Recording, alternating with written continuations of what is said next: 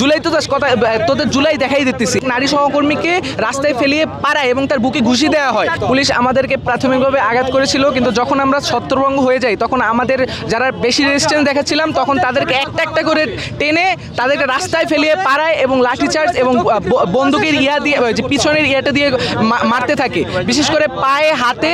এবং যখন আমরা এই লাঠিচার্জেও যখন দমতে ছিলাম না তখন আমাদেরকে তারা মাথায় ঘুষি মেরে মেরে আমাদেরকে তারা অজ্ঞান করার চেষ্টা করে। ইভেন আমাদের এক স্টুডেন্টকে এখানে মানে মাথায় বাড়ি দিয়ে এখানে ওর ফাটাই দিছে, ও এখন হসপিটালে অজ্ঞান হয়ে পড়ে আছে।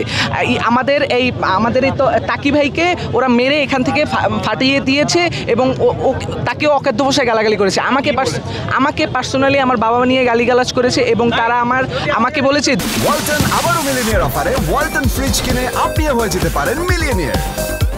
মিলিনিয়ার ছড়াছড়ি দেশ জুড়ে, এটা শুধু ওয়ালটনই পারে। জুলাই তো দাস কথা তোদের জুলাই দেখাই দিতেছি। এভাবে ওরা পক্ষত্ব ভাষায় আমাকে গালাগালি করে, আমাকে রাস্তায় আরও অনেক গালাগালি করে, কিন্তু আমাকে ওরা মানে আনলিমিটেড লাঠি এবং লাঠি সোটা দিয়ে মারতে মারতে আমাকে প্রায় অজ্ঞান করার মতো অবস্থা ছিল। তখন আমাদের যে পুসাবের জাকেরিয়া ভাই প্রতিষ্ঠাতা, উনি দৌড়ে এসে আমাকে উদ্ধার করেন। ওনাকেও কিলঘুষি খেতে হয় উদ্ধার করতে যেয়ে। পরে হচ্ছে আমরা আবার একত্রে হয়ে আবার আমরা ব্লকেট কর্মসূচি দেই। আমাদের নারী শিক্ষার্থীর আমাদের এক নারী সহকর্মীকে রাস্তায় ফেলিয়ে পাড়ায় এবং তার বুকে ঘুষি দেওয়া হয়।